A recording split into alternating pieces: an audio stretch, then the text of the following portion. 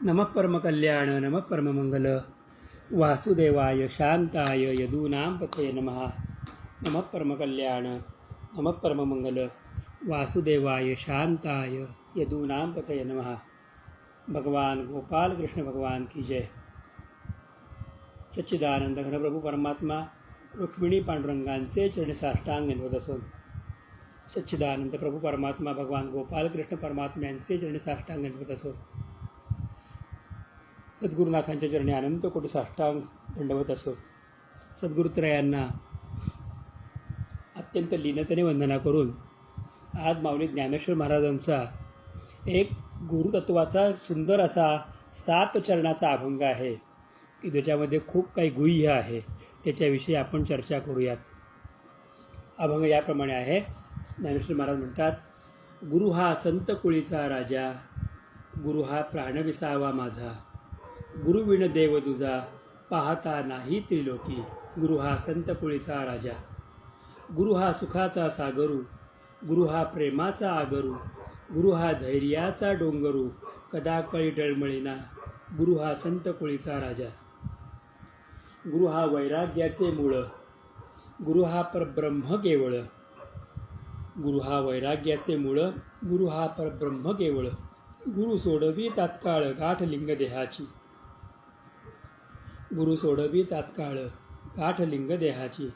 गुरु हा साधकांशी साह्य, गुरु हा साधकांशी साह्य, गुरु हा भक्ता लागी माय, गुरु हा कामधेनु गाय, भक्ता घरी दुभतसे। गुरु हा संत कुळीचा राजा, गुरु घाली ज्ञानांजन, गुरु घाली ज्ञानांजन, गुरु दाखवी निजधन, गुरु दाखवी निजधन, गुरु सौभाग्य देऊन साधुबोध नांदवी, गुरु सौभाग्य देऊन साधुबोध नांदवी।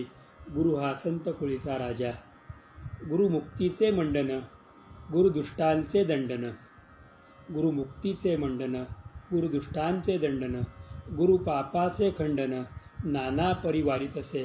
गुरु पापाचे खंडन नाना परिवारितसे। गुरु हा संत कुळीचा राजा, गुरु हा प्राणविसावा माझा। काया काशी गुरु उपदेशी, काया काशी गुरु उपदेशी, तारक मंत्र दिधला आम्हासी, तारक मंत्र दिधला आम्हाशी। बाप रखुमा देवी वरासी ध्यान लागले मानसी, बाप रखुमा देवी वरासी ध्यान लागले मानसी। गुरु हा संत कुळीचा राजा, गुरु हा प्राणविसावा माझा, गुरु विण देव तुझा पाहता नाही त्रिलोकी। ज्ञानेश्वर महाराजांनी गुरुभक्तीचं विवरण करणारे जे काही अभंग लिहिलेले आहेत त्यापैकी हा सर्वात प्रधान अभंग आहे। हा अभंग म्हणजे भगवान श्री शिवांनी जगदंबिका पार्वतीला सांगितलेल्या गुरुगीतेचं पूर्ण सार आहे, संपूर्ण सार आहे हा। भगवान शिवांनी जे काही आध्यात्मिक निजधन दिलं सगळ्यांना, त्या निजधन जे परंपरेने प्राप्त झालं म्हणजे आदिनाथ गुरु सकल सिद्धांचा, त्यांचे मच्छिंद्र, गोरक्ष, गहिनी, निवृत्ती आणि निवृत्तीनंतर माऊली ज्ञानेश्वर महाराज, त्याला परंपरेमधून गुरूंचं जे काही परमतत्व कळालं, ज्ञान मिळालं, ते परमतत्व ज्ञान त्यांनी या अभंगात सांगितलेलं आहे। त्यामुळे या अभंगाला समजून घेताना जीवाचे कान करून ऐकून घेऊयात की हा गुरुतत्व नेमकं काय आहे आणि गुरुतत्वातून नेमकं आपल्याला काय प्राप्त होतं, किंवा गुरु का करावा, किंवा गुरूंच्या शिवाय आधार नाही असं का म्हटलेलं आहे। त्या सगळ्याचं आपल्याला चिंतन अत्यंत थोडक्यात आणि आपल्या मर्यादित वेळेमध्ये करायचे। हे करत असताना मी ज्ञानेश्वर महाराजांचे 3 उदाहरणं आधी देणार आहे, 3 दाखले देणार त्यांच्या वाङ्मयातले, ते आपण चिंतन करा। पहिला दाखला जो आहे तो ज्ञानेश्वर महाराजांनी हरिपाठात सांगितलेला आहे। त्या हरिपाठाच्या 6व्या अभंगात ज्ञानेश्वर महाराज म्हणतात की साधू बोध झाला तो नुरोनिया ठेला, ठाईच मुराला अनुभव। साधू बोध झाला तो नुरोनिया ठेला, ठाईच मुराला अनुभवे।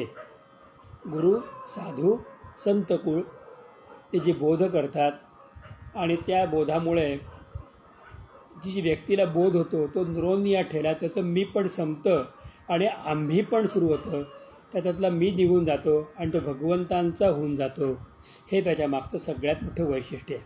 साधू बोध झाला तो न उरोनिया ठेला, म्हणजे त्यातला मीपणा संपतो, तरीही तो गुरुचा शिष्य म्हणून तसाच असतो। आणि कसा असतो तर ठाईचं मुराला, तो आपल्या ठिकाणी मूर्तो एकरूप होतो, एकरस होतो. आणि कशा वेळे अनुभव कोणता, तर श्री गुरूंचा अनुभव, याला अत्यंत महत्त्व आहे. दुसरं एक उदाहरण आहे, ते ज्ञानेश्वर महाराजांनी 14व्या ज्ञानेश्वरीच्या अध्यायामध्ये दिलेलं आहे. या उदाहरणाकडे आपल्याला डोळे उघडून बघावे लागेल. आणि हा 14व्या उदाहरणामध्ये अध्यायामध्ये जे काही गुरुकृपेच्या संबंधातून काही ओव्या महाराजांनी दिलेल्या आहेत, जय जय आचार्य समस्त सूर्यवर्या, त्याच्यामध्ये ज्ञानेश्वर महाराज आम्हाला सांगतात की तू जयाप्रसी लपसी तया विश्व हे दावसी, प्रकटते करसी आघवेची तू. तू जयाप्रती लपसी तया विश्व हे दाविसी, प्रकटते करसी आघवेची तू. तू ज्याच्या अंतरंगामध्ये हृदयामध्ये लपतोस, जाऊन बसतोस, स्थिरावतोस, त्याची अवस्था काय होते, तया विश्व हे दाविसी, त्याला संपूर्ण जग दाखवतो. आणि प्रकटेते करसी आघवेची तू. तू तुझ्याच रूपामध्ये म्हणजे परमात्म्य स्वरूपामध्ये त्या साधकाला संपूर्ण जग प्रकट करतो. म्हणजे जगामध्ये शिवशक्तीचं ऐक्य किंवा भगवतीचे खेळ, जगदंबिकेचा खेळ, गुरूंचा खेळ जो आहे हा त्या साधकाला प्राप्त करवून देतोस. ज्ञानेश्वर महाराज पुढे म्हणतात की पुढिलाची दृष्टी चोरीचे, हा दृष्टीबंधू निफजे, परी नवल लागव तुझे जे आपण पे चोरे. तू असा आहेस की तू असा गारुडी आहेस. गारुडी काय करतो, तर दृष्टीचा भ्रम निर्माण करतो. आणि आपल्याला डोळ्यापुढं चालू असताना सुद्धा आपला दृष्टीभ्रम होऊन आपल्याला एखादी गोष्ट दिसत नाही, कळत नाही आणि जादू झाली असं वाटतं. पण गुरु तुम्ही असे गारुडी आहात की तुम्ही असं करता की अशी दृष्टीबंध करता की ज्या दृष्टीबंधामुळे संसार खऱ्या साधकाला दिसत नाही, त्रास देत नाही आणि परमार्थाची वाट खऱ्या साधकाला प्राप्त होते. हे सगळ्यात महत्त्वाचं वैशिष्ट्य आहे की पुढ्याची दृष्टी चोरीचे. आपल्या शिष्याची दृष्टी तुम्ही चोरून घेता संसाराकडनं आणि काय करता, हा दृष्टीबंधू निफजे, परी नव लागव तुझे जे आपण पे चोरे. तुम्हीच अंतःकरणापासून साधकाच्या अंतःकरणातला हा प्रेमभाव जागृत करता आणि संसाराकडे बघत असताना साधकाला तो संसार असा कधी दिसतच नाही. हे महाराज तुमचं वैशिष्ट्य आहे गुरुराया. आणि पुढे म्हणतात की जी तू सर्वायया, जी तुची सर्वायया, मा कोणू कोणा बोधू कोणा माया, ऐसी आपोआप लागवया नमो तुझं. मला या ओवीचं भयंकर भीती वाटते किंवा या ओवीवरती मी कायम अडकतो, किंवा मी महाराजांना, माझ्या गुरु महाराजांना प्रार्थना करत असताना या ओवीचा ऋणानुबंध घेऊन महाराजांना कायम म्हणतो की महाराज तुमच्या रूपामध्ये ज्ञानेश्वर महाराजांनी जी आम्हाला सांगितलेली गोष्ट आहे त्या गोष्टीमुळे माझ्या अंतःकरणामध्ये तुमच्याविषयीचं प्रगाढ प्रेम तर वाढलेलंच आहे, पण एक अनामिक भीती पण आहे. आणि ती भीती तुम्ही दूर करा. की ते म्हणतात की जी तू सर्वायया, तूच सद्गुरुराया सर्व ब्रह्मांडामध्ये व्याप्त आहेस, तू सर्वांमध्ये आहेस, पण कोणा बोधू कोणा माया, कोणालाच हा बोध होतो, बाकी सगळे या मायेमध्ये अडकतात. कोणा बोधू कोणा माया. अहो करोडो लोकांच्या मध्ये एखाद्याला हा बोध प्राप्त होतो वैराग्याचा, अंतःकरणाचा, बाकी सगळ्यांनी मायाच होते. आणि त्यामुळे होतं काय, ऐसी आपोआप लागवी या नमो तुझं. तर असं करणारा लाघवी म्हणजे संतकुळीचा राजा श्री गुरुराया आपण आहात. मी तुम्हाला नमस्कार करतो. मला कळत नाही, परंतु मी एकच हे करतो की मी प्रयत्नपूर्वक गुरुचरणाला धरून ठेवण्याचा किंवा गुरुचरणाच्या नखज्योतीचा आनंद घेण्याचा मी प्रयत्न करतो. कारण कोणा बोधू कोणा माया हा एकमेव महाराजांचा शब्द जो आहे ना, हा माझ्या अंतःकरणाला कायम सावध ठेवतो, कायम सावध ठेवतो, कायम सावध ठेवतो. मला नेहमी ही भीती वाटते की जर सद्गुरुरायांनी आपली माया वापरली तर तुम्ही कुठल्या कुठे जाल, पण सद्गुरुरायांनी जर आपला बोध दिला तरी तुम्ही कुठल्या कुठे जाल. माया वापरली तर 84 लक्ष योनीत जाल, पण जर बोध केला तर सगळ्यातनं वरती होऊन तुम्ही हरिरूप व्हाल, गुरुरूप व्हाल, परमेश्वर रूप व्हाल. हा सगळ्यात मोठा कोणा बोधू कोणा माया, ऐसी आपोआप लागविया नमो तुझं. हे फार मोठं महाराजांचं वैशिष्ट्य आहे. अध्याय क्रमांक 14 मधल्या या मी ओव्या वाचतोय. आणि त्यावेळेला महाराज म्हणतात, आणि त्यांनी वर्णन करून सांगितलं, जाणो जगी आप बोले की तुझ्या बोला सुरस झाले, तुझे क्षमत्व आले पृथ्वी येसी. अहो गुरु म्हणजे काय असतात की तुमच्या अंतःकरणातल्या प्रेमरसामुळे पाण्याला रसत्व प्राप्त झालेलं आहे आणि तुमच्या अंतःकरणातल्या क्षमाशीलतेमुळे या पृथ्वीला क्षमा हा गुण प्राप्त झालेला आहे. आणि तुमच्या अंतःकरणातल्या शक्तीमुळे रवीला आणि चंद्राला उगवण्याची आणि कार्य करण्याची शक्ती मिळते. किंबहुना तुमच्या अंतःकरणातल्या दिव्य तेजामुळेच आम्हाला ही कार्य करण्याची शक्ती मिळते. हे गुरुराया आपलं वैशिष्ट्य आहे. हे गुरुराया आपलं वैशिष्ट्य आहे. हे गुरुराया आपलं वैशिष्ट्य आहे. ज्ञानेश्वर महाराज म्हणतात, किंबहुना माया असोस ज्ञान तुझेनी डोळस, असं वानणे सायास श्रुतीसी हे. तुमची माया जी आहे ही याप्रमाणे आहे आणि ज्ञान हेच परमतत्व तुम्ही सगळ्यांना देत असता. हेच परमतत्व तुम्ही सगळ्यांना देत असता. बरं, हेच परमतत्व तुम्ही सर्वांना देत असता. हे समजून घ्या. मग आता या अभंगाकडे या, तुम्हाला आपोआप अर्थ कळेल या अभंगाचा. मी तिसरं उदाहरण सांगतो, मग मी पुढे चर्चेला प्रारंभ करतो. तिसरं उदाहरण म्हणजे गुरुसेवा कशी करावी. हे ज्ञानेश्वर महाराजांनी ज्ञानेश्वरीच्या 13व्या अध्यायातल्या 7व्या श्लोकामध्ये आचार्योपासना या प्रसंगामध्ये जे सद्गुरूंची सेवा कशी करावी सांगितले. ते ओवी क्रमांक 371 पासून 460 पर्यंत 90 ओव्या या याच्यावरती महाराजांनी पूर्णपणे लिहिलेल्या आहेत. या ओव्या वाचत असताना लक्षात येतं की महाराजांनी सांगितलेल्या ओवीच्या 1/100 सुद्धा माझ्याकडून सेवा आजपर्यंत कधी झाली नाही. 1/100वा भाग, 1% तर राहिलाच बाजूला. तर हे असं आहे, आपण समजून घ्यावं. मी आता 14व्या अध्यायातलं जे गुरुस्तवन होतं, मा कोणा बोधू कोणा माया, त्याच्यावरती मी चर्चा सुरू करणार आहे. या अभंग त्या संबंधातला आहे. तर गुरु हा संत कुळीचा राजा, ज्ञानेश्वर महाराज म्हणतात. आपण आता प्रत्यक्ष अभंगाकडे येऊयात. गुरु हा संत कुळीचा राजा. संत कुळ का म्हटलं, कारण संत त्यांनाच म्हणावं की जे दुसऱ्याचं हित साधून देतात. तर माझं हित साधून देण्यासाठी म्हणून अनेक संत कृपा करतात, पण अनेक संतांच्यामध्ये एक संत असतात की जे माझे गुरु होतात. गुरु हे बाय डिफॉल्ट अविभाज्य रूपामध्ये संतच असतात. ते इतरांना मार्गदर्शक असतात, ते एका इतरांवरती कृपा करतात, ते साधू आहेत, ते मुनी आहेत, ते कृपाळू आहेत. परंतु या संतांच्या कुळातला म्हणजे अनेक संतांच्या समूहातला माझा गुरु हा बाकी माझा राजा आहे. ज्याप्रमाणे आई आपल्या पुत्राला राजा म्हणते ना, तसं पुत्रही आपल्या आईला म्हणतो की तूच माझा राजा आहेस, तूच माझी खरी आई आहेस, तुझ्यामुळे सगळं मला मिळालं. काहीही कळत नसतं, परंतु आईच्या हृदयातली धडधड ही फक्त बालकाच्या कानाला आणि त्याच्या हृदयाला जाणवत असते. अध्यात्मातलं वैशिष्ट्य आहे की जगाला इतरांना ती हृदयाची धडधड वाटते, परंतु तिच्या हृदयातलं जे काही आहे, जे हृदयचे ते हृदय गुरुपरंपरेमध्ये जे काही आहे ते गुरूंच्या हृदयातला भाव फक्त खऱ्या शिष्याच्या अंतःकरणामध्ये प्रवेश करतो. म्हणून ज्ञानेश्वर महाराज पहिल्या चरणामध्ये सांगतात, पहिल्या अभंगाच्या पहिल्या चरणामध्ये पहिल्या ओळीमध्ये ज्ञानेश्वर महाराज सांगतात, गुरु हा संत कुळीचा राजा. ते माझे गुरु हे संतच आहेत आणि त्यांच्या संत कुळातले ते राजे आहेत की ज्यांनी माझ्यावरती कृपादान करून मला जवळ घेतलं. लक्षात घ्या की बहुतेक कीर्तनकार, प्रवचनकार जे श्रोत्रिय ब्रह्मनिष्ठ आणि दयाळू आहेत ते गुरुपदाला जाऊन पोचतात. गुरूंचं वैशिष्ट्य काय आहे? ज्ञानेश्वर महाराजांनी वैशिष्ट्य काय सांगितलं, तर गुरु हा श्रोत्रिय असावा, ब्रह्मनिष्ठ असावा आणि दयाळू असावा.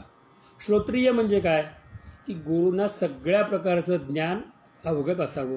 ते श्रुतीप्रमाणे, स्मृतीप्रमाणे, वेदांतप्रमाणे त्यांचं वागणं निरंतर तसं असतं. ते कधीही इतरत्र जात नाही. ज्याप्रमाणे रेल्वे कधीही रूळ सोडत नाही, ज्याप्रमाणे विमान कधीही आकाश सोडत नाही, आकाशातून भ्रमण करतं, जमिनीवरती ते फक्त चालून थांबतं किंवा जमिनीवर टेक ऑफ घेतं. जहाज नेहमी पाण्यातच चालतं. तसे गुरु हे नेहमी श्रोत्रिय असतात. ते या वेदांना, उपनिषदांना कधीही डावीकडे करत नाहीत. गुरु हे ब्रह्मनिष्ठ असतात. एका परमात्म्या वाचून जगात त्यांना कुठलीही गोष्टीमध्ये मोठेपण वाटत नाही. आणि सगळ्यात मोठे गुरुत्व म्हणजे गुरु अत्यंत दयाळू असतात. आणि दयाळू असल्या कारणामुळे शिष्य कसा जरी असला तरी त्याला समजावून घेणं, समजावून सांगणं, त्याच्यावर कृपादान करणं, त्याला आपला आधार देणं हे गुरूंचं मोठं वैशिष्ट्य आहे. असे गुरु जे आहेत ते आपल्या शिष्याविषयी काय करतात त्याचं वर्णन माऊली ज्ञानेश्वर महाराज या अभंगात करतात. महाराज म्हणतात की माझे हे गुरु संत कुळीचा राजा आहे की ज्याने मला जवळ केलं. आणि नुसतं संत कुळीचा राजा नाही तर ते माझ्या जीवाचं विश्रांती स्थान आहे. गुरु हा प्राण विसावा माझा. जीवाला प्राण आहे असे म्हटलं जातं. आपल्या प्राणांचं म्हणजे अंतरंगातल्या 5 प्रकारच्या श्वासांचं तो विसावा म्हणजे गुरु आहेत. तर विसावा विठ्ठल प्रेमाची सावली, तसे गुरु माझे विसावा आहेत.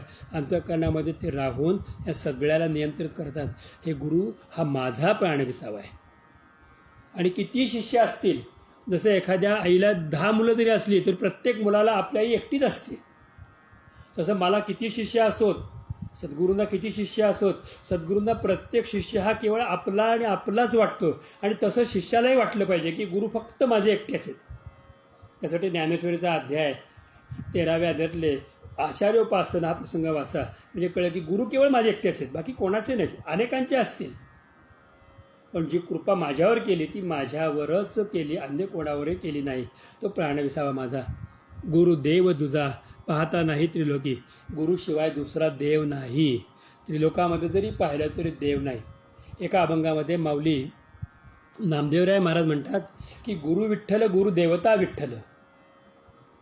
गुरु विठ्ठल गुरु देवता विठ्ठल असं नामदेवराय महाराज म्हणतात. तीच गोष्ट की गुरु हे जे आहेत ते प्रत्यक्ष देव आहेत, म्हणून त्यांना गुरुदेव शब्द लागला. देव म्हणजे काय? ज्याच्यातून प्रकाश प्राप्त होतो ते. दिवसपूर सर्वत्र व्यासो म्हणजे प्रकाश, यांच्यातून प्रकाश प्राप्त होतो ते गुरुदेव आहेत.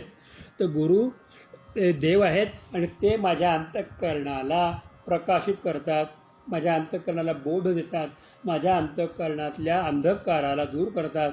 करी तिमिराचा नाश, हृदय होनी प्रकाश, तोडी आशा पाश, आता पायी राखावे.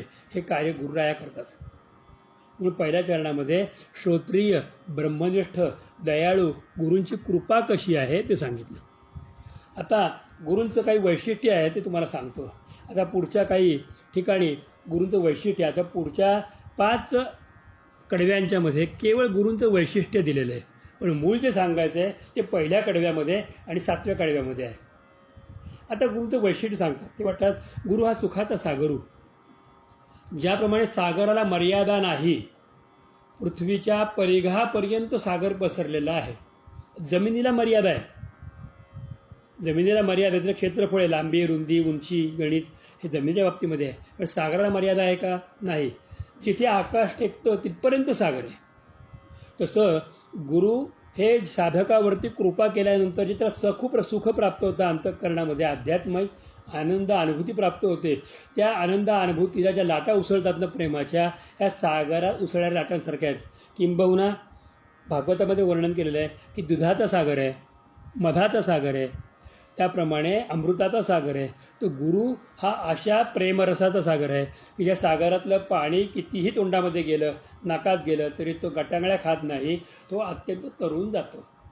हे एकमेव सागर असं आहे की ज्या सागरामध्ये तरंगण्यासाठी साधकाने स्वतः उडी मारावी लागते. त्याला पोहायला गुरु शिकवतात आणि त्याच्यातून एकदा तो उतरल्यानंतर त्याला बाहेर पडावं वाटत नाही. या पंढरीचे सुख पाहतात डोळा, सुखाचा सोहळा जे म्हटले ना त्याच्या पद्धतीने हा दिव्यातिशय आनंद आपल्याला पाहायला मिळतो. तर हा एक दिव्यातिशय आनंदाचा अनुभूती आपण सगळ्यांनी घेतली पाहिजे. गुरु हा सुखाचा असा गुरु. पण म्हटले गुरु हा प्रेमाचा आगरू. आगरू शब्दाचा अर्थ काय आहे? आपण म्हणतो की बस स्टँडला आगार म्हणतात. हा आगार शब्द संस्कृतमध्ये आहे की जिथून अनेक वाटांना जाणाऱ्या सगळ्या गोष्टी एकाच ठिकाणी जमतात, त्याला आगर म्हणतात. गुरु असा आगर आहे की ते एका गुरूंना केल्यानंतर अनेक वाटा जेवढ्या केल्या, सूर्यप्रकाशक सहस्ररश्मी, जेवढे सूर्याची किरण आहेत ना तेवढे सगळ्या वाटा गुरूंच्या एका ठिकाणीच आहे.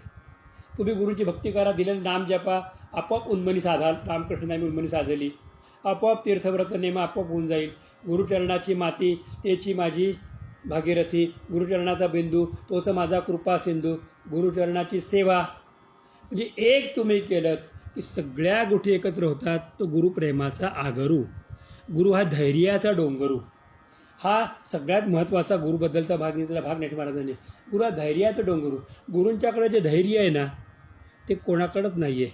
मी तुम्हाला सांगतो की शिष्य किती चुकतात, किती तऱ्हेने शिष्यांच्या मध्ये कांगडोळा असतो, किती तऱ्हेने ते कारणं सांगतात. आज नको उद्या, उद्या नको परवा, आता मला वेळ नाही, आता माझं अमुक नाही तमुक नाही, कितीतरी कारणं सांगतात. परंतु ते धैर्य सोडत नाही. ते चिकाटीने साधकावरती कृपादान करत राहतात. आज नाही कळलं, उद्या तर कळेल, परवा तर कळेल. ज्याप्रमाणे आजोबा लिहायला वाचायला येत असताना हातामध्ये पेन्सिल घेऊन नातवासाठी लिहायला बसतात आणि ग ग गणपतीचं काढून दाखवतात आणि माझा चुकला तू काढून दाखव म्हणतात. ही चिकाटी असती. तर हे धैर्य फक्त गुरूंच्याकडे आहे. गुरु एवढे धैर्य धारण करतात की त्या साधकाला परिपूर्णरित्या भगवंतांची प्राप्ती होईपर्यंतचा काळ साधकाला कठीण नाही, सगळ्यात जास्त कठीण गुरूंनाच असतो. की अरे यांना टिकवून ठेवायचं, याला परमार्थाच्या वाटेवर इकडे तिकडे जाऊ द्यायचं नाही. ही अगम्य वाट त्यांना वाटते, पण ही अगम्य नाही आहे, ही गम्य वाट आहे. किंबहुना ह्या वाटेनेच जायचं असतं. हा अनुभव, ही अनुभूती, ही प्रेरणा सगळ्या शिष्यांना द्यायची आणि त्यांना हाताला धरून परमार्थामध्ये न्यायचं. हे साधी गोष्ट नाही आहे. तर याला धैर्य लागतं. एवढं धैर्य, एवढी चिकाटी असल्याशिवाय साधकावरती कृपा करायची. साधक कितीतरी वेळा गुरूंना दोष देतात. साधक किती वेळा गुरूंच्या बाबतीमध्ये अपशब्द वापरतात. साधक किती वेळा गुरूंच्या बाबतीत बोल लावतात. पण त्याचा कुठलाही मनाला विचार न करता साधकाला पुन्हा पुन्हा संधी देऊन, एकदा, दोनदा, तीनदा, 10दा संधी देऊन परत त्याच्या हाताला धरून त्याला अध्यात्मावर घेऊन जातात. एका साधकाच्या बाबतीत माझा अनुभव असा आहे की त्यांनी तो ध्यान करणारा साधक आणि त्या साधकाने जवळजवळ 11-12 वर्ष गुरूंना चकवलं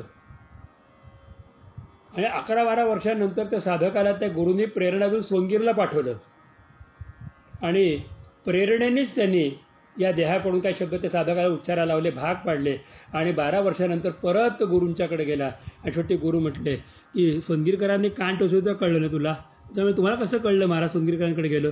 मग खूप पुढे गेल्यानंतर सांगितलं, अरे आम्ही सुद्धा तिकडे पाठवलं होतं. हा धैर्याचा डोंगर आहे. कदा काळे डळमळी ना, कुठलाही प्रसंग येऊ गुरु कधीही डळमळीत होत नाहीत. ते त्यांच्या विचारावर, ते त्यांच्या शब्दावर, ते त्यांच्या कृतीवर आणि ते त्या नामावरती आणि भगवंतांच्या परमशक्तीवरती विश्वासून आणि विसंबून असतात. ते कधीही डळमळीत होत नाहीत. हा गुरूंचं वैशिष्ट्य आहे. आता पुढं वर्णन केलं आहे की गुरु हा वैराग्याचे मूळ.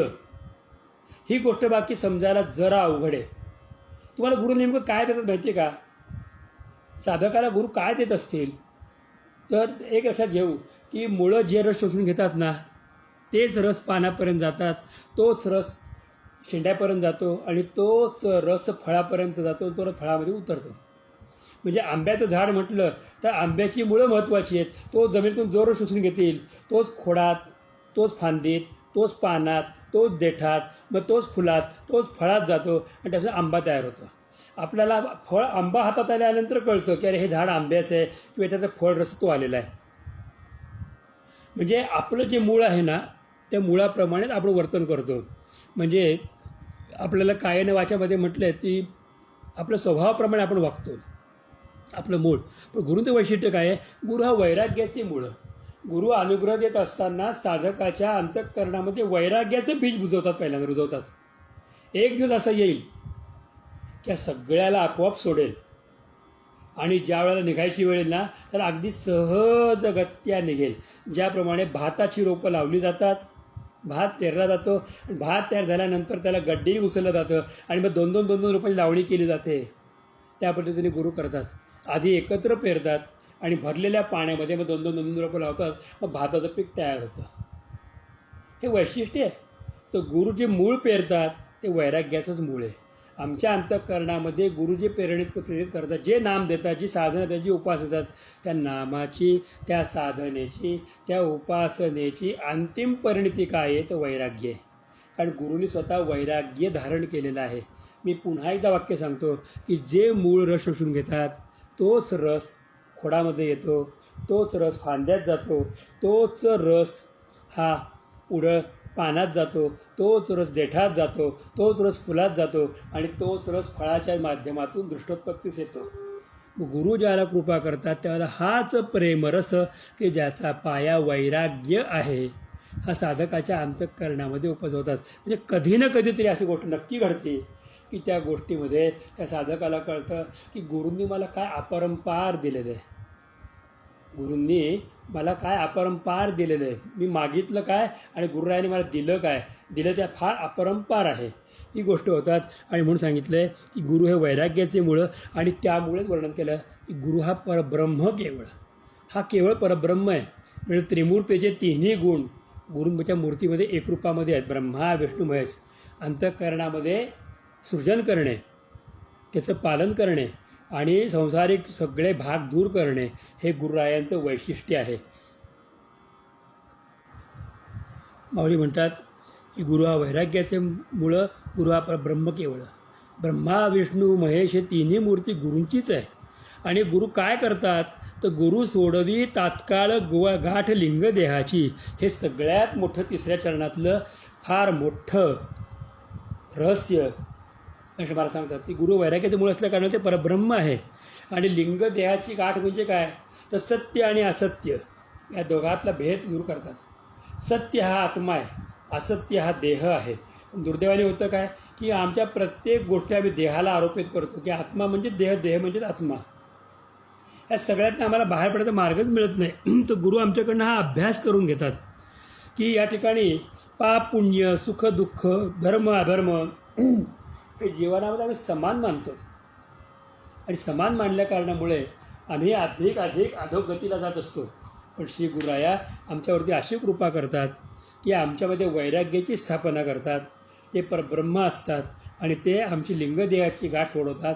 म्हणजे आमच्या जन्ममृत्यूला कारण जे 4 प्रकार आहेत, स्थूल, सूक्ष्म, कारण आणि लिंग, या लिंगदेहामध्येच ह्या सगळ्या प्रकारच्या अज्ञानाच्या गाठी आहेत. आणि या अज्ञानाच्या ग्रंथी सोडायचं काम गुरु करतात. आपण एक गोष्ट लक्षात ठेवावी की ही ताकद अन्य कोणामध्येही नाही.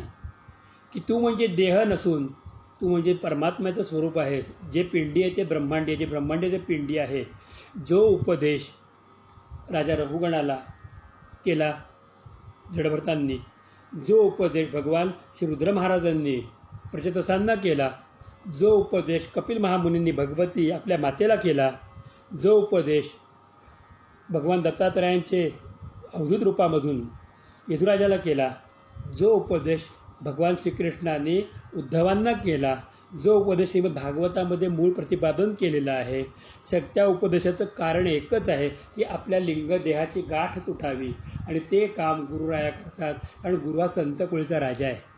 ते आपल्यापुरतं बघतात. कारण माझे एकट्याचे गुरु ते आहेत आणि मी एकटा त्यांचा शिष्य आहे. एवढ्या एका कृतीमुळे, कृतभावनेमुळे ते आपल्यातला मी माझे तू तुझे हे द्वैत जे आहे ते द्वैत सोडवतात. सुख आणि दुःखाच्या पलीकडे घेऊन जातात. किंबहुना आत्मा आणि निरात्मा या सगळ्या तत्वातून बाहेर काढतात. किंबहुना सत्य आणि असत्याच्या मिथ्या याच्यातून बाहेर काढतात. किंबहुना आम्हाला पापपुण्य, दुःख, मूळ या सगळ्यातनं गुरुराया बाहेर काढतात. ही गाठ लिंगदेहाची जी आहे ना ही बाहेर करतात. एखादी तुकोबाराय म्हणतात की बंधना वाचोनी उकलली गाठी. त्यामुळे तुकोबारायाने हेच म्हणून सांगितले देता आली मिठी सावकाश. तर बंधना वाचून उकलली गाठी. आमचं देहबंधन न सोडवता सुद्धा देहामध्ये असतानाच देहापेक्षा तू वेगळा आहेस ही अनुभूती, हा आनंद, हा साक्षात्कार आणि यालाच आत्मज्ञान म्हणतात. ते गुरु देत असतात. यासाठी आपण शिष्याने तयार व्हायचं असतं. बंधना वाचवणी उकलली गाठी, देता आली मिठी सावकाशी. एक उदाहरण सांगण्यासाठी, एक कुंभार होता. त्या कुंभाराने रानातनं माती आणली. त्या मातीला त्यांनी चाळलं. त्यातले खडे, दगड, गोटे सगळे बाजूला केले. परत दुसऱ्यांदा चाळलं, त्याला वस्त्रगाळ केली. मग त्याचं आळं केलं, त्यात त्यांनी पाणी घातलं. पाणी घालून 3 दिवस ते सडवलं. त्याच्यानंतर स्वतः उभा राहिला त्याच्यामध्ये आणि पायाने थाय थाय थाय थाय नाचत ती माती कुठली. मग त्या मातीला पाणी बाजूला होऊ दिलं आणि त्याचे मस्त गोळे तयार केले. मग त्याने एक चाक घेतलं आणि त्या चाकाला गलगर फिरवत फिरवत फिरवत त्या चाकावरती तो गोळा ठेवला आणि आपले हात पाण्यामध्ये बुडवले आणि दोरा आणि बोटं एवढ्याच्या साह्याने त्याने भांडी बनवायला सुरुवात केली. त्याला काय झालं की त्याला वाटलं की आता लोकांमध्ये व्यसन वाढलं आहे, म्हणून आपण चिलीम तयार करू. चिलमी जास्त केल्या तर त्या विकल्या जातील आणि मग त्यातून आपण 4 पैसे जास्त सुटतील. म्हणून त्यांनी त्या मातीच्या गोळ्याच्या चिलमी बनवल्या, चिलीम तयार केली. चिलीम माहिती आहे ना सर्वांना, तर चिलीम तयार केली. आणि मग ती चिलीम जी आहे ती भाजायला म्हणून तिने ठेवली, पण उन्हात ठेवली. पण परत विचार केला की अरे या मातीचा जन्म का चिलमीसाठी झालेला आहे, आपण आपल्या फायद्यासाठी या मातीला चिलीम समजतोय. मग त्याने तात्काळ त्या चिलीमी सगळ्या मोडल्या, परत त्याला पाणी टाकलं आणि त्याच्यातून त्याला गोळा तयार करून त्याने त्याची मडकी बनवली, मडकी. आणि मडकी बनवून ती भाजली आणि मग ती दिली. आणि त्याला मडकं त्या कुंभाराला म्हणतं की कुंभार दादा, तुझ्या पायावर डोकं ठेवून नमस्कार करतो. तू चिलीम केली असतीस तर माझ्या तोंडावरती अग्नी राहिला असता आणि जो पितोय त्याला पण जाळून टाकलं असतं. पण तू माती केलंस, मला मडकं केलंस, त्याच्यामुळे माझं अंतःकरण द्रवित झालं आणि जो पिईल त्याची पण तहान आणि परिपूर्ण शुद्ध भागणार आहे. गुरु हे असेच. आमचं आयुष्य चिलमेप्रमाणे जळत जाणारं होतं. त्या जळत जाणाऱ्या आयुष्याला गुरु वाचवतात आणि त्याचं पाझरणारा माठ करतात. ती लिंगदेहाची गाठ सोडवणं. बरं, ती लिंगदेहाची गाठे सोडवणं हे परमतत्व आहे. बरं, आणि त्याला मग गुरु रानात मग शोधून आणतात. एवढं लाखो लोकांच्या मधून आपल्याला निवडतात, मग आपल्याला गाळतात, आपल्यातले सगळे खडेगोटे बाजूला काढतात, वस्त्रगाळ करतात, मग आपल्यामध्ये पाणी घालून ठेवून देतात, आपल्याला साधनं देतात, सडवतात एका जागी. आपल्याला वाटतं की आपण ती साधनं दिली आणि त्यात आपण अडकून पडलेलो आहोत. असू दे, अडकून राहा. काही काळ साधना करायची, मग ते आपल्या पायाचा स्पर्श आपल्याला करतात, थैथे नाचतात, म्हणजे आपल्या अंतःकरणातल्या गाठी सगळ्या मोडून टाकतात. त्याच्यानंतर चाकावर ठेवतात. हे चाक म्हणजे प्रपंच आहे. त्या प्रपंच चाकावर ठेवतात, पण त्यांना माहिती काय करायचं ते. एका बारक्या दोऱ्याने आपल्याला मोकळं करतात प्रपंचातून. मस्त माठ तयार करतात, मस्त मूर्ती करतात. कृष्णाची मूर्ती केली तर सगळे लोक पूजा करतील, देवीची मूर्ती केली तर सगळे जय जयकार करतील, पण चिलीम केली तर सगळे लोक मरतील. पण गुरु एकमात्र आहे की ते आपल्याला चिलीम होऊ देत नाहीत, ते आपल्याला जळणारं होऊ देत नाहीत, ते आपल्याला तारणारं करतात. याचं वर्णन ज्ञानेश्वर महाराज म्हणतात की गुरु हा वैराग्याचे मुळं, गुरु हा परब्रह्म केवळ, गुरु सोडवी तात्काळ गाठ लिंग देहाची. चौथ्या चरणामध्ये म्हणतात गुरु हा साधकाशी साह्य, गुरु हा भक्ता लागी माय. हा सगळ्यात महत्त्वाचा आशीर्वाद ज्ञानेश्वर महाराजांनी दिला. गुरु साधक जे आहेत ना, त्या प्रत्येक साधकाला सहाय्यभूत ठरतात. तू साधना करताना कमी जास्त करेल, चुकेल, पण तुझी सहाय्यभूत करतात. तू काळजी करू नको, हे कर, तू जेवढं केलंस तेवढं भगवंताला अर्पण कर. त्याप्रमाणे कॉम्प्युटरवरती काम करत असताना सारखं आपल्याला अल्टरेस दाबावं लागतो, जे ते काम सगळं सेव्ह होत राहतं. तसं आपली साधनेची प्रत्येक गोष्ट झाल्यानंतर कृष्णार्पण म्हण शिकवतात आपल्याला. त्यामुळे जेवढं केलं आहे ना, कसं का असेल, कृष्णार्पणमस्तु भगवंताला अर्पण केलं जातं. त्यातून संचित जमा होतं. गुरु आपल्या साधना किती सहाय्य होतात. कधी सांगतात छोटासा उपवास कर, कधी सांगतात हे दान कर, कधी सांगतात की आता ज्येष्ठ महिना लागलेला आहे आणि यावेळेला भीष्म पितामहांच्यासाठी पूजा नसते आणि यावेळेला दशहरा आहे, तू आंबे दान कर, आज 1 कर, उद्या 2 कर, दशमीच्या दिवशी 10 आंबे दान कर. आम्हाला कळत नाही यांनी काय फरक पडणार आहे. आमच्या दृष्टीने ₹2 मिळणारं फळ आहे, पण त्याचं मिळणारं आम्हाला फळ काय आहे हे आम्हाला कळत नाही. गुरु आम्हाला सांगतात तू एकादशी कर, गुरु आम्हाला सांगतात तू आज प्रदोषाचं व्रत कर, गुरु आम्हाला सांगतात यावेळेला तू ज्ञानेश्वरी वाच, गुरु आम्हाला सांगतात की यावेळेला तू अमृतानुभव वाच, गुरु आम्हाला सांगतात की ह्या मंत्राचा जप कर. गुरु आम्हाला वेळशी प्रसंगी सांगतात की तो तर काही करू नको, शांत निवांत बस. गुरु म्हणतात ध्यान कर, गुरु म्हणतात पूजा कर, गुरु म्हणतात सेवा कर, गुरु म्हणतात एखाद्या गरीबाला मदत कर, गुरु म्हणतात एखाद्या आंधळ्या लुळ्या पांगळ्याला मदत कर. पण सगळं सांगून गुरु काय करत असतात, तो गुरु साधकाला सहाय्यभूत होत असतात, त्याचं संचित वाढवत असतात. आणि संचित वाढल्याशिवाय परमेश्वराची प्राप्ती होत नाही. तुमच्या तोंडामध्ये पांडुरंगाचं नाव, रामाचं नाव घ्यायला लावतात, त्याच्यामुळे काय होतं, तुमचं संचित वाढतं. आणि हे संचित वाढल्याशिवाय तुमची कुठंही वरती आध्यात्मिक पातळी होत नाही. पाप आणि पुण्याला संपवायचं आहे तर पापाला भोगावं लागतं आणि पुण्याला उपभोगावं लागतं. पण भोग आणि उपभोगातूनही गुरु बाहेर काढतात. आमचं संचित वाढलं ना की अशी गोष्टी तयार करतात की सगळ्याच गोष्टी एकरूप करून टाकून ते आम्हाला परिपूर्ण आनंद देतात.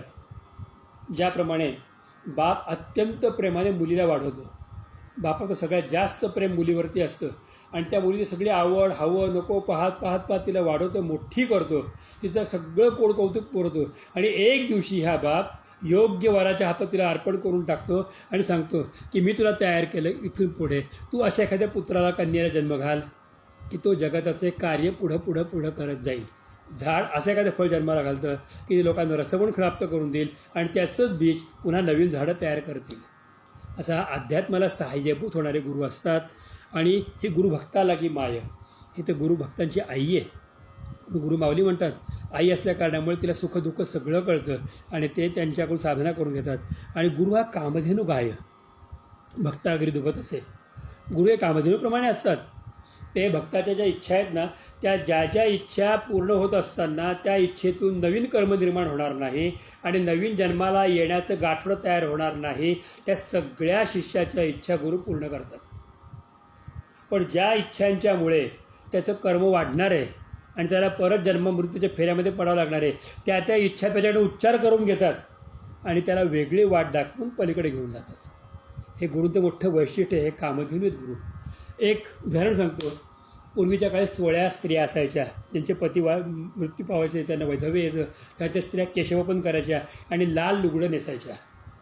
आमच्या परिवारामध्ये, गोविंद संगीर परिवारामध्ये, अशा काही भगिनी माता होत्या की ज्यांनी लाल लुगडं परिधान केलं होतं. माझ्या समोरची गोष्ट आहे की एक लाल लुगडं परिधान केलेली ती माऊली, ती सोळ्याच्या कामाला चालायची, तिच्या हातात नैवेद्य पण चालायचा, ती स्वयंपाक करू शकते. तर त्या माऊलींनी महाराजांची सेवा खूप केली आणि शेवटी तिला मृत्यूची वेळ आली. त्यावेळेला तिला नेमकी भजी खायची इच्छा झाली, ती कांद्याची भजी. आणि तिने महाराजांना सांगितलं की महाराज, कांद्याचं भजं एक खाऊ घालावं मला. महाराजांनी विचार केला की हिला कांद्याचं भजं घातलं तर ते इतके दिवस सोळं पाळलं तर सगळं वाया जाईल, आणि पण ही जरी इच्छा पूर्ण ठेवली तर पण जन्माला येईल.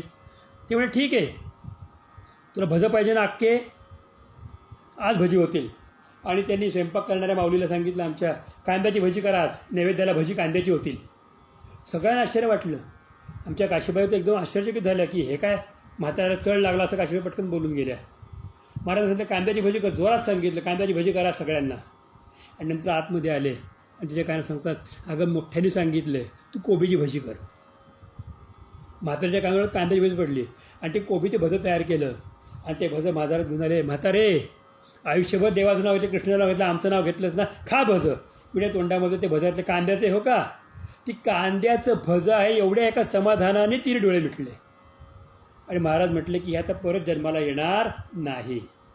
तर ही गुरु हे कामधेनूप्रमाणे असतात. त्याची इच्छा पुढं असे काही करतात की ज्यामुळे शिष्याला पुन्हा पुनर्जन्माचं गाठोडं तयार होणार नाही, म्हणून ती कामधेनू आहे. आणि ते भक्ता घरी दुभत असे, गुरुकृपा करतात त्यावेळेला त्या भक्ताच्या घरामध्ये जो आनंद होतो तो आनंद अवर्णनीय आहे. संसारातले तर भोग सुख मिळतातच, पण परमार्थातल्या दिव्य दृष्टींचा आणि दिव्य गोष्टींचा अनुभव साधकाला प्राप्त होतो.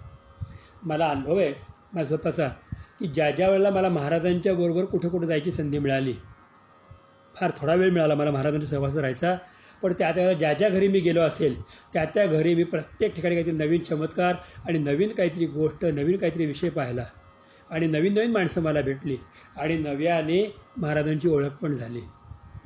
त्यावेळेला मला कळालं की महाराजांना सगळेजण आपलं का मानतात, अनेक गोष्टी, आणि त्या त्या घरी जाऊन, पण हे सगळं दुप्ती काय कोणाला आहे, तर त्या भक्तांना आहे की ज्या भक्तांच्या अंतरंगामध्ये गुरुविषयी अपार ओढ आहे, श्रद्धा आहे, त्यांना ती दुप्ती गाय आहे. बाकीच्यांना ती गाय दिसते परंतु ती गाय भाकड वाटते, आपल्या कामाची वाटत नाही, त्यामुळे ती लोक गुरूंपासून दूर जातात. पण ज्यांना त्या गायीचं महत्त्व कळतं त्यांना बाकीची कामधेनूप्रमाणे होते. गुरु महाराज आपल्या घरी येऊन आपल्याला कळते नाही की आपल्या घरी का आले चहा मागितला, पण चहा पिता पिता अशा काही 4 गोष्टी करून जातात की त्याचा पत्ताही नंतर कधीतरी लागतो की का आले होते, काय सांगितलं आणि काय केलं, आपल्याला कुठला एक्झरसाईज दिला आणि त्यातून काय करून घेतलं. हे सगळं त्यांचं मोठं वैशिष्ट्य आहे. हे अभंगात 4थ्या चरणात सांगतात. 5व्या चरणामध्ये तर महाराजांनी अजून बहार केली. ते म्हणतात की गुरु घालीत ज्ञानांजन. गुरु घालीत ज्ञानांजन. अंजन म्हणजे काय, तर अंजनाचे 2 प्रकार आहेत. झणझणीत अंजन असतं की ते डोळ्यात घातलं म्हणजे त्या माणसाचे डोळे खाडकन उघडतात, आणि एक ज्ञानांजन असतं. झणझणीत अंजन संसार घालतो, आजूबाजूची लोक घालतात. किती लोकांसाठी करा, ते आपल्याशी असं वागतात की बरोबर डोक्यात डोळ्यात झणझणीत अंजन गेलंच पाहिजे, आपण काय करून बसलो. पण गुरु ज्ञानांजन घालतात. ज्ञानांजनाचा अर्थ काय आहे, तर ज्ञानांजन शलाका या गुरुगीतेमध्ये म्हटलं, त्याचा अर्थ काय आहे, तर असं काहीतरी त्यांच्याकडे रसायन असतं तयार की ते डोळ्याला लावतात आणि ज्याच्या डोळ्यामध्ये अंजन घातलं जातं त्याला पाताळामध्ये म्हणजे जमिनीच्या खाली काय काय ते दिसायला लागतं. द्रव्याचे साठे दिसतात, सोन्याचे हंडे दिसतात, रत्नांचे पुष्कळ गठ्ठे दिसतात. हे अंजन घातल्यानंतर डोळा अंजन भेटे, डोळ्याला अंजन लागलं तर जमिनीत दिसतं. पण गुरु असं अंजन लावतो डोळ्यामध्ये की त्याला अंतःकरणात दिसायला लागतं की अरे जे काही घडतंय ना ते गुरुकृपेने घडते. सगळी प्रभूची इच्छा आहे, ही भगवंतांची इच्छा आहे, ही परमेश्वराची इच्छा आहे. मग त्यावेळेला ती व्यक्ती जी आहे ना, ती संसारातल्या कोणालाही दोष देण्यासाठी धजावत नाही. हे ज्ञानांजन आहे. ते अंजन घातल्यानंतर त्याला न वाचलेलं आठवतं, न बोललं त्याच्याकडून बोललं जातं, कधीही अभ्यास केला नाही तर त्याला कळतं, किंबहुना त्याच्याकडून आपोआप जे बोलावं ते सत्यत्वाला उतरतं. पण ते फार जपायचं असतं. आणि हे ज्या मागं लागलं ती सिद्धी निर्माण होईल. मग सिद्धी त्या माणसाला पुन्हा कायमच नरकामध्ये ढकलेल. परंतु जो कोणी जाणीवपूर्वक बाकीच्या फायद्याकडे दुर्लक्ष करतो आणि अंतःकरणातल्या गुरुतत्वाचा अंजनाकडे लक्ष देतो, त्याला बाकी श्री गुरुराय सहाय्यभूत होतात आणि कृपेचं दान करतात. हा फार मोठा भाग अभंगाच्या 5 चरणात सांगतात. आणि गुरु सौभाग्य देऊनी साधुबोध नांदवी. त्यावेळेला गुरु सौभाग्य प्रदान करतात. सौभाग्य कोणतं आहे हो? सौभाग्य काय आहे? तर साधकाला शिष्यत्व प्राप्त होणं, खरे गुरूंची ओळख होणे खरं सौभाग्य आहे. ज्याच्यामुळे ह्याच जन्मामध्ये आम्ही भगवंताला प्राप्त करणार हे सौभाग्य आहे. जसं भर्जनम बहुबीजानाम, अर्जनम सुखसंपदाम, तर्जनम जवदूतानाम, राम रामेची गर्जनम, हे सौभाग्य आहे. ते रामनाम गुरुकडून कानात मिळणं हे सौभाग्य आहे. श्रीरामकृष्ण गोविंद ते नाम सोपे रे वाची सद्गुरूच्या पादी, हे सौभाग्य आहे. हा परमतत्वाचा ठेवा गुरूंच्या कृपेने प्राप्त होतो. आणि काय होतं, ते नुसतं सौभाग्य देत नाहीत तर साधुबोध नांदवी. मी सांगितलं मगाशी, साधुबोध झाला तो नुरोनिया ठेला, ठाईच मुराला अनुभवे. तर तो साधूचा बोध जो आहे तो नांदवतात, त्याच्या अंतःकरणात स्थिर करतात, किंवा त्याच्या अंतःकरणामध्ये त्या साधुबोधाचं इतकं प्रकटीकरण होतं की तो त्या साधुबोधापासून तो साधक कधीही इकडं तिकडं जात नाही. 6व्या चरणामध्ये महाराज म्हणतात, गुरुमुक्तीचे मंडन. मंडन म्हणजे मांडव. गुरु महाराज आपल्या दारामध्ये मुक्तीचा मांडव घालतात. गुरुदुष्टांचे दंडन. आपल्या मुक्तीच्या मार्गामध्ये, साधनेच्या मार्गामध्ये येणाऱ्या सगळ्या अडथळ्यांना बाहेर ठेवायचं काम गुरु करतात. ज्याप्रमाणे गाळणी हातामध्ये असेल तर आपल्याला चहा पिता येतो, पण चहाचा चौथा बाकी लांब राहतो. लक्षात, आपण जर गाळलं तर चौथावर राहतो आणि तत्व खाली येतं. तसं गुरु दृष्टांत दंडन करतो. म्हणजे काय करतात की परमार्थाला आपल्याला ज्या ज्या गोष्टी त्रास देणार आहेत त्यांना गाळून निक्षून बाजूला करतात, आणि ज्या ज्या गोष्टी सहाय्यभूत होणार आहे त्या गोष्टीला प्रेरित करून त्याच्या सहाय्याने आपल्याला पुढे पुढे पुढे जायला मदत करतात. आपण जर कधी हरिद्वार ऋषिकेशला गेलात तर गंगा स्नान करायचं महत्त्व आहे.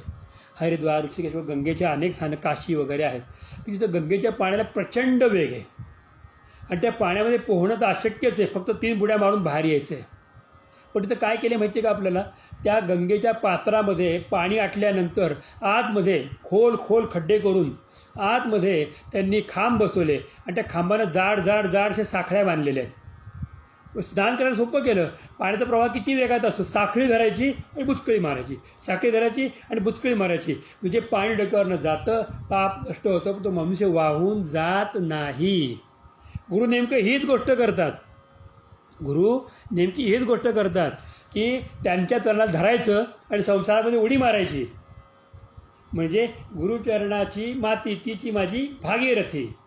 स्नानही घडतं पण संसारामध्ये अडकत नाहीशी जाड साखळी आहे. ती जाड साखळी म्हणजे नाम, जिने आपल्या जवळ दिलेली आहे, तिने आपलं सांभाळतात. आणि त्यावेळेला काय करतात तर दुष्टांचे मंडन करतात. आणि गुरु पापाचे खंडन नाना परिवारित असे, हा सगळ्यात मोठा गुण सांगितला गुरूंचा, की गुरु पापाचे खंडन, आपल्याकडनं होणारं पाप जे आहे किंवा पाप प्रवृत्ती आहे तिथं खंडन करतात, ती मोडून टाकतात. मुळामध्ये पाप नष्ट करण्याचा मार्ग म्हणजे नाम आहे, प्रायश्चित्त हा मार्ग नाही. भागवताच्या 6व्या स्कंदामध्ये अजामिळाच्या कथाप्रसंगामध्ये सांगितलेलं आहे की मुळात पापाचा तिरस्कार करा, पाप्याचा तिरस्कार करू नका. किंबहुना पापाचा प्रायश्चित्ताने तात्पुरतं नष्ट होतं, परंतु कायमची पाप प्रवृत्ती नष्ट झाल्याशिवाय आपण पुढे जाऊ शकत नाही. तर पाप प्रवृत्ती नष्ट करण्यासाठी गुरु जे मदत करतात त्याचं नाव आहे गुरु पापाचे खंडन. ते खांडून टाकतात, तो रस्त्यात बंद करून टाकतात. आणि नाना परी वारत असे, नाना परी अनेक प्रकारातून साधकाला, शिष्याला एका गोल मंडलामध्ये वर्तुळात ठेवतात आणि त्याला पापापासून वाचवतात. ज्याप्रमाणे सुदर्शन चक्र फिरत राहिलं आणि त्यामुळे श्री अंबरीश महाराजांच्या स्पर्श करण्याची ताकद कोणामध्येही नव्हती, आणि अंबरीशाच्या भोवती सुद्धा चक्र फिरत होतं. त्या चक्रामुळे दुर्वासा मुनी पण लांब राहिले. तसं गुरुच्या या शुभचक्र आपल्या भोवती फिरत असतं. त्यामुळे पाप वासना, पाप प्रवृत्ती, सर्व दोष, शत्रू आपल्यापासून कोसो मैल लांब राहतात. ते म्हणतात की ह्याच्या वाट्याला जायचं नाही, ह्याच्या वाट्याला गेल्यानंतर काय होईल सांगता येत नाही. ज्याचा सखा हरी त्यावर विश्वकृपा करी, उणे पडोन येती त्यासी, वारे सोसी आघाताचे. हे गुरूंचं वैशिष्ट्य आहे. आणि म्हणून नानापरी करत असे. अशा रीतीने गुरु हा संतकुळीचा राजा आहे. शेवटच्या चरणामध्ये ज्ञानेश्वर महाराज गुरुरायांना भगवान शंकरांची उपमा देतात, काशी विश्वनाथाची उपमा देतात, काशीची उपमा देतात. कारण असं आहे की गुरूंची परंपरा शंकरापासून सुरू झाली, आदिनाथापासून सुरू झाली. तर काया काशी गुरु उपदेशी. तर महाराजांची काया म्हणजे सद्गुरूची काया हीच मुळी काशी क्षेत्र आहे. आणि या काशी क्षेत्रामध्ये उपदेश करणारा कोण आहे? तर भगवान शंकर, विश्वनाथ, ते आपले गुरु आहेत. आणि तारक मंत्र दिल्ला हा अम्मासे. आता गुरुमंत्राला तारक मंत्र का म्हणायचं? जो तारतो तो तारक मंत्र. त्रायते भयात, त्रायते पापात, त्रायते पुण्यात, त्रायते विभाजनात, त्रायते देहात, आणि किंबहुना त्रायते अमूलाग्र बदल करणारे त्यांच्या सगळ्यातून त्रातायत की त्रायते नरकात. हे सगळं फळ ज्या एका नामामध्ये येतं, तो एक अक्षर मंत्र, 2 अक्षर मंत्र, 3 अक्षर मंत्र, दशाक्षरी मंत्र, माला मंत्र, हे गुरु असतात. श्रीराम हा 3 मंत्र आहे. ते रामनामाचा मंत्र कानावर सांगून प्रेताच्या कानात सांगितलं तर प्रेत उद्धरून जातं. मग आपल्या कानात सांगितलं तर काय होणार नाही. तर आपण गुरु मिळेपर्यंत प्रेतवत असतो. आणि गुरूंनी मंत्र कानात दिल्यानंतर आपण श्री गुरुवत होतो, म्हणजे गुरूंप्रमाणे होतो. म्हणून तारक मंत्र दिलेला आम्हासी. असं ज्ञानेश्वर महाराज म्हणतात की माझे गुरु श्री निवृत्तीनाथ हे प्रत्यक्ष माझ्यावरती कृपा करतात. निवृत्तीने दिलेले माझे हाती की ज्ञानदेवाप्रमाणे निवृत्तीदेवी ज्ञान समाधी संजीवन हरिपाठ ते निवृत्तीनाथ महाराज त्यांनी बाप रखुमा देवी वरासे ध्यानमानसे लागेले. त्या निवृत्तीनाथाने कृपा केली आणि मला, माझ्या मनाला, माझ्या चित्ताला, माझ्या अंतःकरणाला, माझ्या सर्व भावाला ध्यान लावून दिलं एका विठ्ठलाचं. आणि त्यांच्या कृपेने माझ्या गुरूंनी स्वतः काशी विश्वनाथ असताना सुद्धा हरी हरी हरी मंत्र हा शिवाचा, ज्या हरीचा मंत्रच मुळी शिव जपतात, त्या माझ्या शिवस्वरूप असलेल्या सद्गुरूंनी मला हरिमंत्र म्हणजे विठ्ठल नामाचा मंत्र दिला. आणि त्या मंत्रामुळे माझ्या मनाला भगवान विठ्ठलाचं ध्यान लागलं. आणि त्या ध्यानामध्ये मी अखंड आहे. आणि म्हणून माझे गुरु कोण आहेत? तो गुरु हा संत कुळीचा राजा, गुरु हा प्राण विसावा माझा, गुरुविण देव तुझा, नाही पाहता त्रिलोकी. हे गुरुचं वैशिष्ट्य आहे. माझ्या गुरुच्याबद्दल मी एक वाक्य सांगेन फक्त. मी कुठे होतो, मी काय करत होतो, मी कशामध्ये अडकलो होतो, माझं मलाच माहिती नाही. लहानपणी असतानाच 100-500 रुपयाची नोकरी तळमळत होतो. मी सुरुवातीच्या काळामध्ये एका पोल्ट्री फार्ममध्ये मी कामाला लागलो होतो. पण गुरु महाराजांनी माझं सगळ्यातनं बाहेर काढलं. कारण त्याला गरज होती. मला 7वीपासून काम करावं लागलं. कारण त्याला ती गरज होती, काळाची गरज होती. काम केल्याशिवाय उद्धार नव्हता, घर चालणार नव्हतं. परंतु घर चालवण्यासाठी आपण जन्माला आलेलो नाही, आपण भगवंताचं काम करायला पाहिजे हा बोध दिला. 2 वर्ष काम करायला लावलं. 2 वर्षानंतर यथायोग्य काळी सगळ्यातून बाहेर काढलं. आणि महाराजांनी हातामध्ये पहिली गोष्ट काय दिली तर ज्ञानेश्वरी दिली. ज्ञानेश्वरी वाच. जोपर्यंत देहात होते तोपर्यंत ज्ञानेश्वरी वाचायला लावली. आणि आज्ञा केली की रोज 15 तरी उभ्या वाच, रोज हरिपाठ तरी कर, रोज विष्णू सहस्रनाम म्हण, आणि रोज नारायण स्तोत्र म्हण. एवढंच कर, बाकी करू नकोस. फार तर तुला अजून एक आम्ही सांगतो की दरवर्षी कार्तिकात पंढरपूरला जा आणि दरवर्षी गुरुपौर्णिमेच्या उत्सवासाठी बदलापूरला जा. एवढंच कर. एवढं सांगताना एवढंच सांगितलं, पण एवढंच म्हणून 2 गोष्टी सांगितल्या. पण त्याचं करता आज मला आनंद मिळतो की मला गुरूंनी आपल्या चरणापाशी कधी घेतलं आणि चरणापाशी बसवून मला कधी प्रेमानंद पाजायला सुरुवात केली ते कळलं नाही. आज त्या प्रेमानंदामध्ये मी अकंठ बुडालेलो आहे. आता अंतःकरणात हीच इच्छा आहे की शेवटचा श्वास घेईपर्यंत गुरूंची सेवा सोडायची नाही, गुरूंच्या कार्यापासून विमुख व्हायचं नाही. माझी प्रार्थना सद्गुरूंना हीच आहे की शेवटच्या क्षणापर्यंत मी सोडणार नाही, तुम्ही सोडू नका. शेवटचा श्वास तुमचं नाम घेत तुमचं कार्य करता आणि तुमच्या स्मरणामध्ये संपावा. एवढीच इच्छा व्यक्त करायची अंतःकरणामध्ये आणि ती साधना करायची. कारण माझे गुरु हे सामान्य नव्हते. ज्या गुरुरायांना प्रत्यक्ष भगवान श्रीकृष्णांनी सगळ्यांच्या समोर दर्शन दिलं, त्यांच्या समोर बसून महाराजांच्या पानातले घास भगवान श्रीकृष्णांनी खाल्ले आणि याला कमीत कमी 7-8 जण साक्षीदार आहेत. महाराजांनी घास त्यांना भरवावा, भगवंतांनी घास महाराजांना भरवावा. लोकांना तो म्हातारा माणूस दिसतोय आणि महाराजांना प्रत्यक्ष कृष्ण दिसतोय.